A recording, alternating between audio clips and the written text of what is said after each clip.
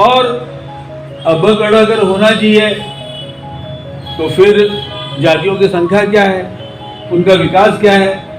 इस मामले में इस रिपोर्ट में केवल महाराष्ट्र के अनुसूचित जाति की जो संख्या है उस पर बहुत अच्छा प्रकाश डाला गया। मेरा इसका उल्लेख करने का आज मेरा कारण ये था कि कभी कभी हम कहते कि भाई हम लोग शेड्यूल कास्ट के लोग हैं, धर्मांतरित बौद्ध भी अनुसूचित जातियों में शामिल हो गए। कितनी जनसंख्या है उनकी, कितना परसेंटेज है उनका, वो आरक्षण में कितने हैं, उनकी गरीबी की रेखा के नीचे उनमें से कितने लोग हैं, उनको शिक्षा के क्या अवसर है। ये अनेक प्रकार से सवाल हमारे सामने आते हैं। ये रिपोर्ट में इन बातों का उल्लेख नहीं है, अन्य बातों का उल्लेख नहीं है, यहाँ पर केवल जनसंख्या का उल्लेख है। और उस हिसाब से हमारे सभी जो जिसको क्या कहा जाए कि थोड़े बुद्धिजीवी साथी है, उनके लिए रिपोर्ट बहुत उपयोगी है। ये रिपोर्ट पर कुछ बातें अच्छी हैं तो कुछ बातें आक्षेप, जिस पर हम लोग ऐतराज करें, आक्षेप करें, ऐसी भी बात। ये रिपोर्ट में जो शुरुआत हुई है वो ये कहता है कि भाई 1961 में महाराष्ट्र में जो जनसंख्या थी, महार, मान, चमार और सफाई मजदूर, इन समाजों की जनसंख्या कितनी थी 1961 में। और दूसरा इसमें यह कहा जाता है कि भाई 2011 में जो जनगणना हुई उसमें इन लोगों की जनसंख्या कितनी थी। अब जनसंख्या की बात ये रिपोर्ट करती है, उनकी सामाजिक, शैक्षिक, आर्थिक परिस्थिति की बात ये नहीं करता रिपोर्ट, वो उसका उल्लेख नहीं है उसमें, केवल जनसंख्या। और उसमें इतने आश्चर्यजनक तथ्य है कि जो हमारे समाज के हर एक आदमी को इसमें देखना है। एक संक्षेप में कि 1961 में 1961 में महारों की जनसंख्या ये करीब 33% थी टोटल शेड्यूल कास्ट के। अगर शेड्यूल कास्ट अगर 100 पकड़े तो उनकी जनसंख्या ये कुल जनसंख्या के शेड्यूल कास्ट के 33% थी।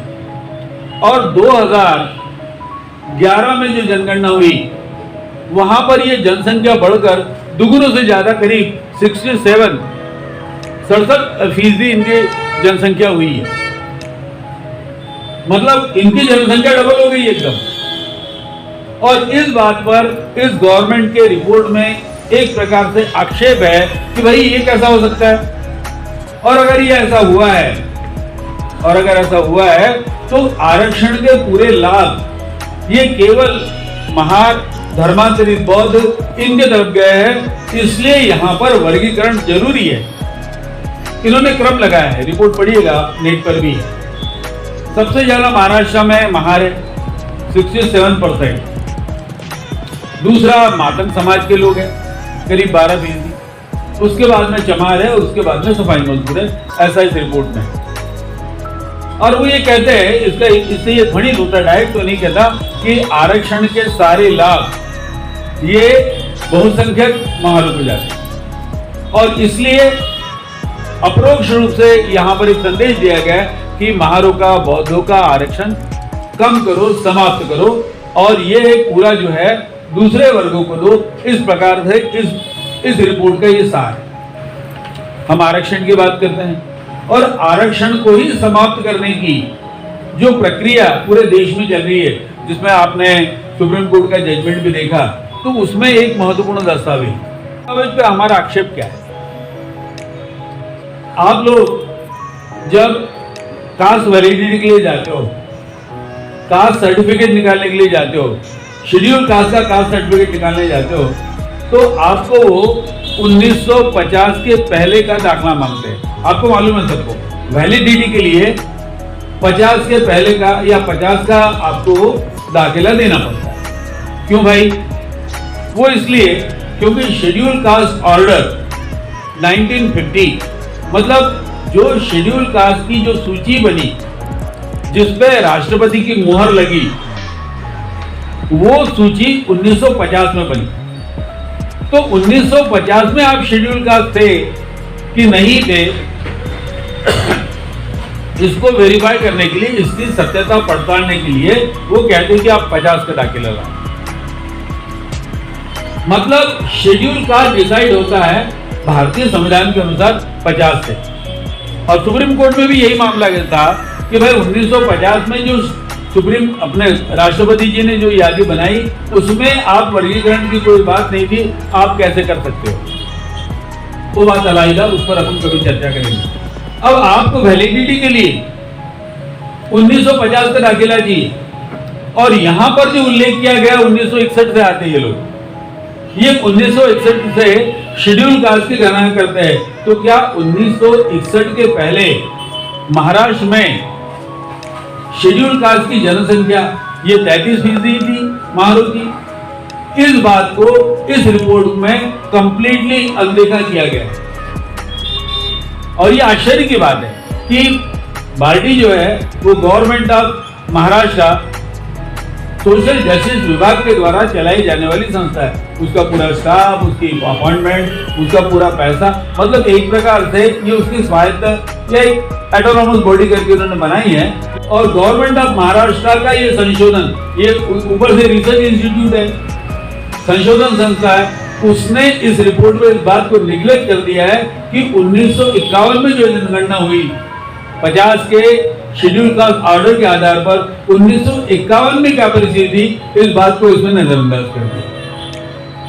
दूसरा, जब 1956 में धर्मांतर हुआ, 1956 में जब धर्मांतर हुआ तो शेड्यूल कास्ट में दो फाड़ हुई।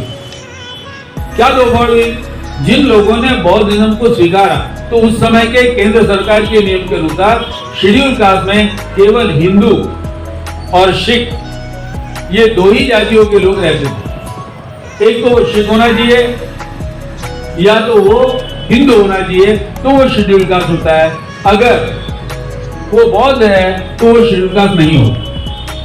अगर एक खटीक है, खटीक हिंदू खटीक है तो वो शेड्यूल कास्ट में आएगा। लेकिन अगर वही खटीक उसके भाई ने मुसलमान धर्म स्वीकारा है और वो मुस्लिम खटीक है तो वो शेड्यूल कास्ट में नहीं होगा। आपको उपेंद्र शेंडी की क्या केस याद होगी? उपेंद्र शेंडी जो अपने गिरे उस समय मुसलमानों में से एक व्यक्ति खड़े थे जिन्होंने खटीक के रूप में शेड्यूल कास्ट का प्रमाण पत्र पाया था। अब बौद्धों की बात हुई और बौद्धों को आरक्षण नहीं मिलना चाहिए, इसके लिए उस समय का आंदोलन चला और वो आंदोलन चला हरिजनों ने, और वो बौद्धों के आरक्षण के शत्रु थे और उन्होंने कहा कि जिन्होंने बुद्धिज्म को अपनाया उनको आरक्षण नहीं मिलना चाहिए। पूरे जितने भी पुराने और उनके नए रूपांतरित हरिजन हैं उन्होंने कहा नहीं मिलना चाहिए। और सरकार का नियम था, दो फाड़ हुए बौद्ध कास्ट की जो जनसंख्या थी 1961 में, ये जो धर्मांतरित बौद्ध थे इनकी जनसंख्या कम कर दी गई, माइनस कर दी गई। केवल जनसंख्या कम नहीं की गई, विधानसभा में और लोकसभा में जो स्थान आरक्षित रहते हैं उनमें भी कटौती हुई।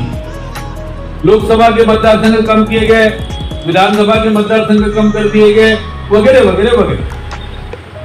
अब बात आगे बढ़ी, धर्मांतर के कारण 1951 में जो जनसंख्या थी महाराष्ट्र की शेड्यूल कास्ट की और खास करके महारो की, उसमें कैसा परिवर्तन आया है इसके बारे में इस रिपोर्ट में एक शब्द भी उसका उल्लेख नहीं।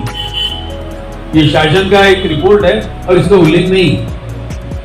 दूसरा, इस रिपोर्ट में इसका उल्लेख नहीं है कि 1990 में जब संविधान संशोधन हुआ और अनुसूचित जाति में जो बौद्ध धर्मांतरित हुए हैं उनको भी हम लोग अनुसूचित जाति का समझेंगे, ये भी उल्लेख इसमें नहीं। तीसरा, अनुसूचित जाति की जनसंख्या में ये जो ड्रास्टिक चेंज हुआ है, एकदम बदल हुआ है, इसमें 1990 के संविधान संशोधन का क्या असर पड़ा इस पर भी इसमें कुछ नहीं कहा गया है। इन्होंने केवल 61 से एक प्रकार का ये एक युक्तिवाद है कि 61 में महारों की जनसंख्या ये 33% थी और आज 2011 की जनगणना में इनकी जनसंख्या ये 67-67% है।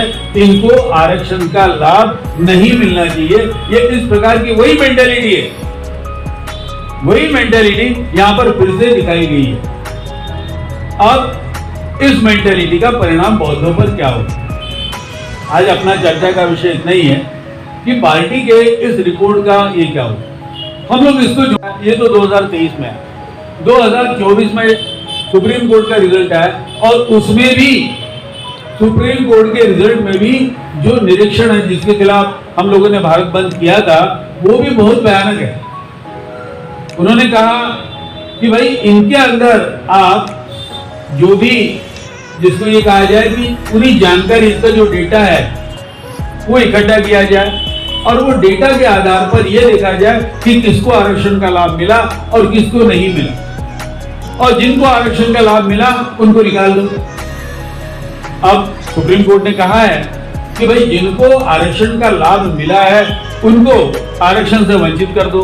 बहुत भयानक उसमें जिसको क्या कहा जाए रेफरेंसेस है। एक जगह कहा गया है कि जिनके परिवारों को, एक परिवार को पहले आरक्षण मिला है उस परिवार को निकाल दो। जो क्रीमी लेयर में है, जिनकी सालाना आय 8 लाख करीब है, उसके ऊपर है, उनको निकाल दो। मतलब एक्सक्लूजन के बारे में सुप्रीम कोर्ट ने कई ऐसे विचित्र जजमेंट दिए, कई ऐसे रेफरेंस है जिस पर विश्वास नहीं होता। लेकिन सुप्रीम कोर्ट ने एक बात को नजरअंदाज कर दिया। एक समाज के किसी भी एक वर्ग के व्यक्ति ने आरक्षण के लिए उसका लाभ नहीं लिया, जिसने लिया उसको वंचित कर दो, और जिसने नहीं लिया या आरक्षण से लाभान्वित वो नहीं हुआ, वो क्यों नहीं हुआ? इस प्रश्न पर सुप्रीम कोर्ट इसमें कोई बात नहीं कही।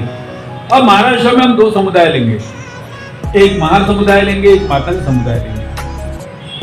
महार समुदाय ने आरक्षण का लाभ लिया है, मातंग समाज ने आरक्षण का लाभ नहीं लिया है। ये फैक्ट तो आएगी। आप ये कह सकते हो नहीं लिया इसलिए इनको महारों को निकाल दो, मातंगों को निकाल दो। किसने लिया? महारों लिया। क्यों लिया? क्या सरकार की नीति में इस प्रकार का भेदभाव था? अगर सरकार की नीति में डिस्क्रिमिनेशन है कि भाई एक ही समुदाय आरक्षण का लाभ लेगा और एक समुदाय आरक्षण का लाभ नहीं लेगा, तो आप वर्गीकरण के बारे में आप ये जजमेंट दे सकते थे।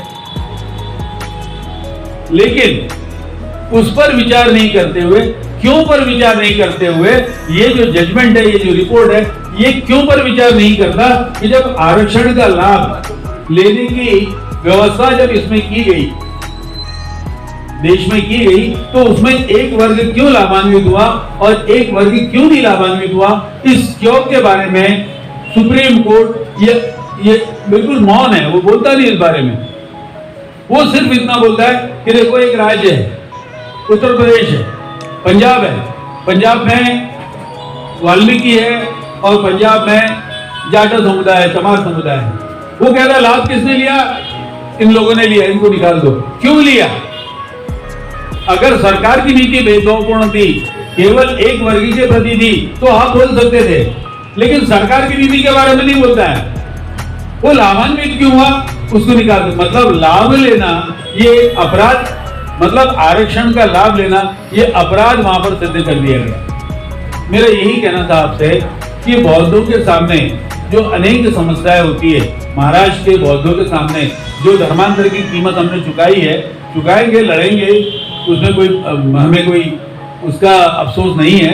जब हमने एक नया मार्ग चुना है तो नया मार्ग को चुनने के लिए, उस पर चलने के लिए कीमत भी चुकानी पड़ती है। सिर्फ इतना कहना था कि हमारी ये जो बौद्धिक चर्चा होती है उसमें इस बात को भी ध्यान में दिया जाए कि भाई 2023 में पार्टी ने क्या रिपोर्ट दिया था, उस रिपोर्ट में क्या कहा गया, 2024 में सुप्रीम कोर्ट ने जो जजमेंट दिया उसका बौद्धों पर क्या असर पड़ेगा, और तीसरा ये कि चुनाव के कुछ ही दिन पहले, आचार संहिता लागू होने के कुछ ही दिन पहले महाराष्ट्र राज्य ने एक समिति बनाई है। मेरी जानकारी के अनुसार बदर साहब जो एक्स जज है, उनकी अध्यक्षता में एक कमेटी बनाई है और उस कमेटी की कार्यकक्षा ये है कि वो सूचित करे कि महाराष्ट्र में वर्गीकरण कैसा किया जाए। इसके लिए एक समिति बनाई है। बौद्धों को और खास करके बाबा साहब की बुद्धिस्ट क्रांति के प्रति जो प्रतिबद्ध है, उनसे हमारा एक अपील है कि बाबा साहब की क्रांति को अगर सफल बनाना हो तो उसको सफल बनाने के लिए आपको ये जो 2-3 एविडेंसेस है, पार्टी का रिपोर्ट है, सुप्रीम कोर्ट का जजमेंट है, बदर साहब की कमेटी है, इस पर आपको ध्यान देना पड़ेगा। अन्यथा बौद्ध क्रांति जो बाबा साहब ने की है उसमें अपने को पहले से अड़चने आ रही है, लेकिन एक नई अड़चन इस समय government of Maharashtra, government of India और सुप्रीम कोर्ट ऑफ इंडिया, इन तीनों ने खड़ी की है। मैं सिर्फ आपका ध्यान उसी तरफ आकर्षित करना चाहता हूँ। जय भीम। आपने मेरी बात शांति से सुनी, मैं आपका आभारी हूँ। नमस्कार दोस्तों, हमारे न्यूज चैनल न्यूज इंडिया को लाइक कीजिए, शेयर कीजिए, अनसब्सक्राइब कीजिए।